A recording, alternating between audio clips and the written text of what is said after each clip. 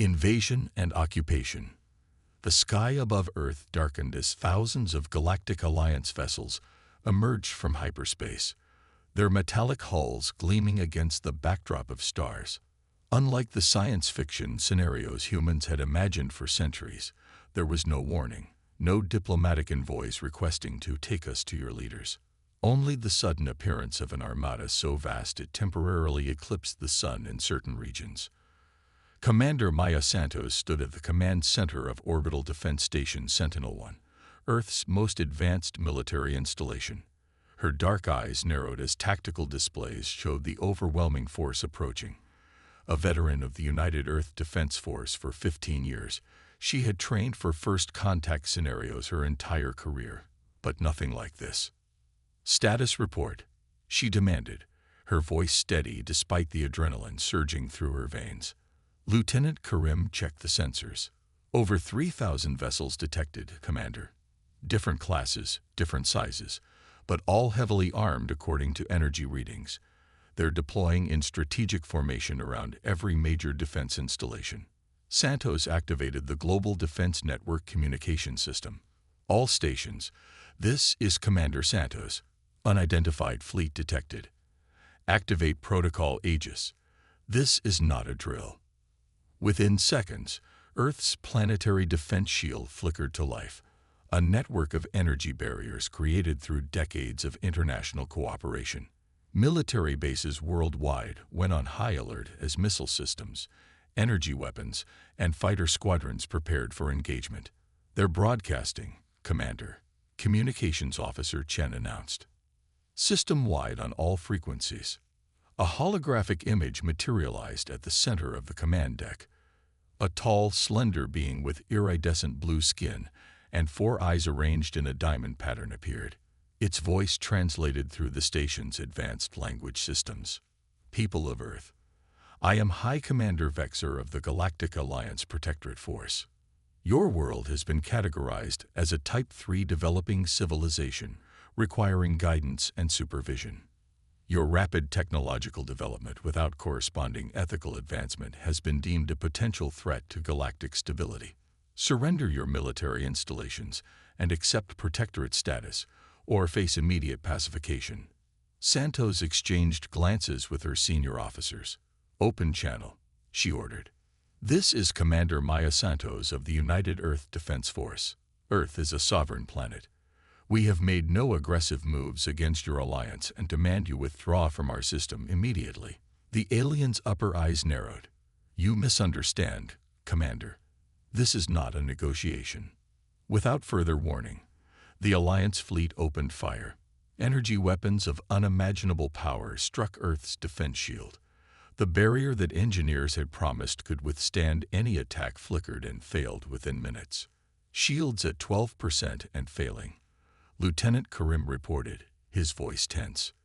"Their weapons, their shifting frequency, adapting to our defenses faster than our systems can compensate." Santos activated the station's weapon systems. "Return fire, all batteries. Focus on the command vessels." Earth's defenses responded with everything they had: kinetic railguns, plasma cannons, and nuclear-tipped missiles. But against the Alliance vessels, they might as well have been throwing stones. The alien ships absorbed or evaded everything, their shields barely registering the impacts. Within hours, Earth's orbital defense network lay in ruins. Sentinel-1 shuddered as direct hits breached the outer hull. Fire suppression systems activated as atmosphere vented into space from multiple decks. "Evacuation order for all personnel," Santos commanded. "Get to the escape pods." As her crew rushed to comply, Santos downloaded critical defense schematics and battle data to a secure quantum drive. Someone needed to survive to fight back. The station's AI announced with mechanical calm. "Structural integrity at 9%. Critical failure imminent." Santos raced toward the last functioning escape pod, the station breaking apart around her. As she launched toward Earth, she watched Sentinel-1, humanity's pride and greatest defensive achievement, shatter into thousands of fragments against the backdrop of her blue home planet. On Earth, Dr. Eli Nakamura watched the invasion unfold from his underground laboratory beneath the Andes Mountains. The facility had been designed to be undetectable, shielded from all known scanning technologies, a precaution that now seemed prescient rather than paranoid. "They'd broken through," said his colleague, Dr. Fatima Rahman, as they watched the satellite feeds of Alliance ships entering Earth's atmosphere. "The planetary defense network is gone." Nakamura nodded grimly. A theoretical physicist specializing in quantum mechanics, he had spent the last decade working on technology that could now be humanity's only hope.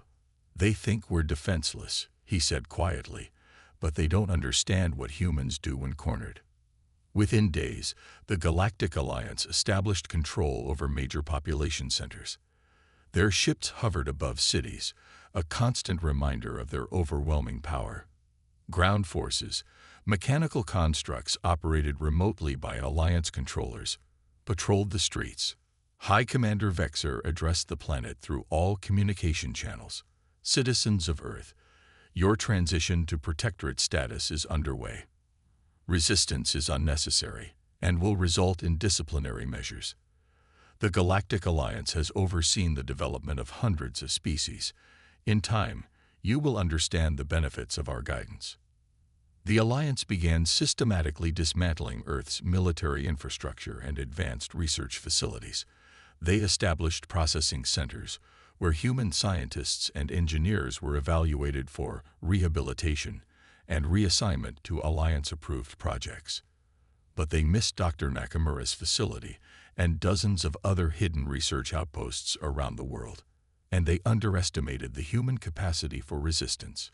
Commander Santos had survived. Her escape pod was recovered by a Brazilian fishing vessel that had managed to evade Alliance patrols. Within weeks, she had established contact with military survivors and resistance groups forming worldwide. They controlled the cities, the satellites, and digital communications. She explained to a group of former Special Forces operators meeting in an abandoned mine shaft. "But they don't understand our history. Humans have been fighting asymmetric warfare against superior forces for millennia. The resistance began using technologies the Alliance considered obsolete: analog radio, physical message carriers, and paper maps. Techniques that couldn't be traced or intercepted by advanced quantum scanning. Meanwhile, Dr. Nakamura's team worked feverishly on their project, the Quantum Adaptive Defense System. Unlike Earth's conventional shields, which were static and predictable once analyzed, the QADS could instantaneously reconfigure its energy patterns in response to attacks. "Their technology is incredibly advanced," Nakamura explained to Santos during her covered visit to his facility, "but it follows fixed principles.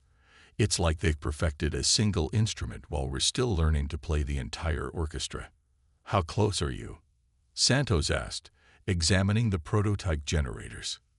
"We've achieved stable quantum entanglement in controlled tests," Dr. Rahman answered. "But we need to understand exactly how their weapons work to create an effective countermeasure." Santos nodded. "Then we need to capture their technology intact." For 3 months, the Resistance gathered intelligence, mapping Alliance patrol routes and studying their behavioral patterns.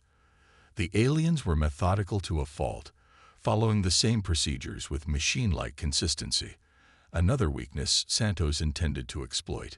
Her opportunity came when the Alliance scheduled a convoy to transport captured human technology from a former research facility to their primary processing center. The Resistance would strike, not just to disrupt the enemy's operations, but to acquire the one thing they needed most: working Alliance weapons for Dr. Nakamura to study. As the first quarter of Earth's occupation came to a close, humanity was down but far from defeated. In laboratories and hideouts across the planet, the counterattack was taking shape. The Alliance believed they had encountered just another primitive species requiring guidance. They were about to learn how dangerous humans could be when their survival was at stake. Resistance and counterattack. 3 months into the occupation, the Resistance had grown from isolated pockets into a coordinated global network, operating through channels the technologically superior Alliance considered beneath notice. Commander Santos had connected military survivors, scientists, and ordinary citizens, determined to reclaim their world. The Alliance makes 3 critical assumptions about us. Santos briefed her team before their most ambitious operation yet. They assume we're technologically inferior, tactically predictable, and that we accept defeat easily. Today we prove them wrong on all counts.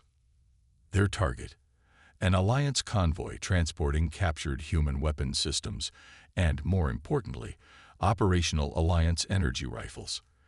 The intelligence had come from Resistance sympathizers, forced to work in Alliance processing centers, humans cataloging their own technology for the invaders. The attack site was a mountain pass in the Ural region, where the convoy would be channeled through a narrow route. 30 Resistance fighters waited in concealed positions as the mechanical sentinel units escorting the convoy came into view. "Remember, we need those weapons intact," Santos reminded her team through secure analog earpieces. "Disable, don't destroy." The ambush was executed with precision. EMP devices, crude but effective against certain Alliance systems, disabled the forward and rear sentinel units simultaneously. Resistance fighters using modified hunting rifles with specialized ammunition targeted the convoy's propulsion systems. The Alliance response was immediate but hampered by the terrain. Their reinforcements arrived to find only the disabled mechanical sentinels. The Resistance fighters had vanished with their prize, using underground tunnel systems dating back to Cold War era. In his Andean laboratory, Dr. Nakamura could barely contain his excitement as Santos' team delivered the captured Alliance weapons. "This confirms my theory," he said after days of careful analysis. "Their energy weapons operate on principles similar to our theoretical models, but with refinements we hadn't conceived of." He pointed to a schematic on his holographic display. "The key is here. Their weapons generate a quantum-fixed energy signature, incredibly efficient and powerful, but fundamentally inflexible." Dr. Rahman nodded in understanding.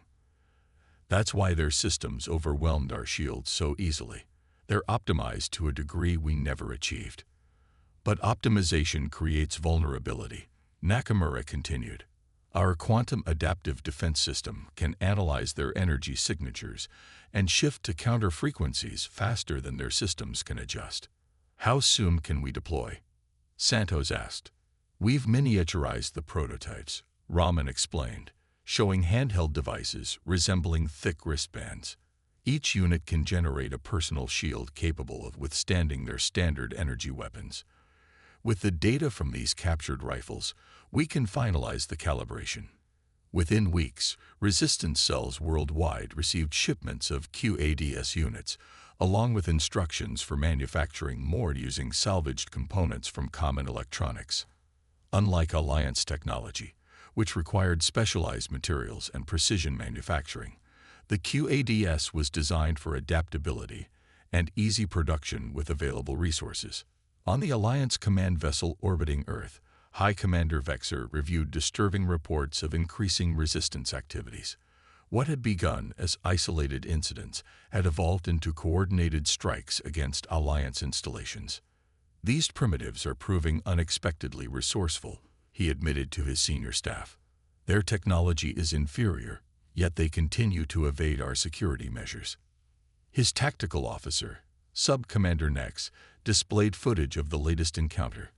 Resistance fighters surviving direct hits from Alliance energy weapons, protected by shields that shouldn't have been possible with Earth's technology level. "They're adapting," Nex observed, "developing countermeasures specific to our systems." "Impossible," Vexer dismissed. "Their scientific understanding is generations behind ours. These must be lucky anomalies, or perhaps they've salvaged and repurposed our own technology." But the incidents continued to multiply. Alliance forces encountered increasingly effective resistance across the planet.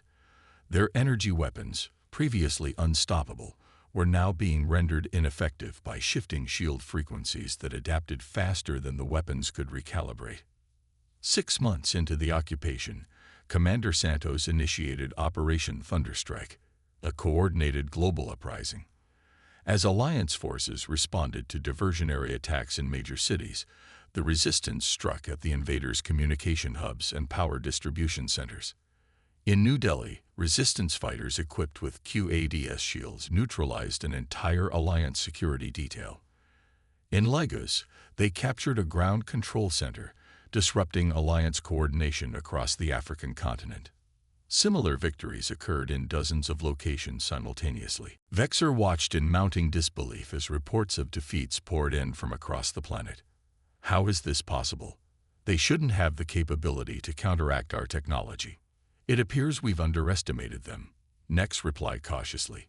They've developed some form of adaptive shielding that renders our standard weapons ineffective. Then we escalate, Vexor commanded. Deploy the Phalanx destroyers. Level their resistance strongholds. But even this strategy faltered. Dr. Nakamura had anticipated such a response and prepared accordingly. Larger QADS generators had been positioned at key locations, their quantum entanglement networks linking to create defensive fields capable of protecting entire areas from orbital bombardment. When the Alliance destroyers opened fire on identified resistance bases, their energy beams scattered harmlessly against barriers that shifted and adapted to each attack. For the first time, the Alliance faced an enemy that could neutralize their technological advantage. The tide had turned, but Santos knew that humanity couldn't match the Alliance's resources in a prolonged conflict. They needed to force a resolution while they had momentum. Your technology is failing. Santos broadcast directly to Vexor using captured Alliance communication systems. Every hour, more of our people learn to counter your weapons. You came to Earth expecting an easy conquest of primitives, but you found equals instead. On his command vessel, Vexor faced an unprecedented situation. The Alliance had subjugated hundreds of developing worlds, but none had adapted so quickly or effectively to overcome their technological advantage. We could glass the entire planet from orbit, his weapons officer suggested, and destroy the very resources we came to secure. Nex countered. The Council would never approve such waste. Besides, these humans have proven they can reverse engineer our technology. If even a few survive with knowledge of these adaptive systems, they could spread it to other worlds under our protection. Vexor recognized the implications.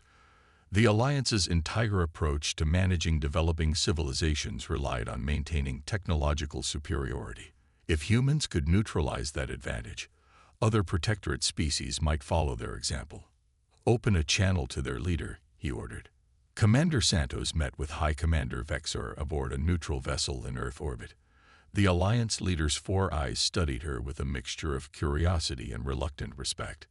Your species has accomplished something unprecedented, Vexor acknowledged. No other developing civilization has countered Alliance technology so effectively. Perhaps you should reconsider your definition of developing, Santos suggested. Humans may not have your level of technological refinement, but we possess something equally valuable: adaptability. The negotiations lasted days. The Alliance would not simply abandon Earth. Their reputation across the galaxy would never recover from such a defeat. But Santos made it clear that humanity would accept nothing less than full sovereignty and recognition as equals. In the end, a compromise was reached. The Alliance would withdraw their occupation forces, but maintain an embassy on Earth. Humans would gain limited access to galactic trade networks and knowledge exchanges, while the Alliance would benefit from studying humanity's adaptive approach to technology.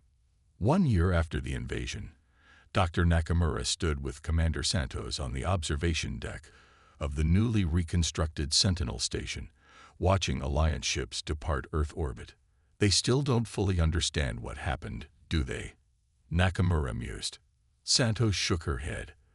They perfected their technology to the point that they stopped innovating. They optimized rather than adapted. That was their fundamental weakness. And humanity's strength, Nakamura added. We never stopped questioning, never stopped searching for alternatives. As the last Alliance vessel disappeared into hyperspace, Santos considered how quickly humans had gone from facing extinction to earning a place among galactic civilizations. They thought Earth was defenseless, she said quietly. They never expected us to adapt and fight back. That's a lesson the galaxy won't soon forget. Nakamura smiled. Humanity's greatest advantage has always been our capacity to evolve. Today we prove that applies to more than just our biology. It's the essence of our spirit.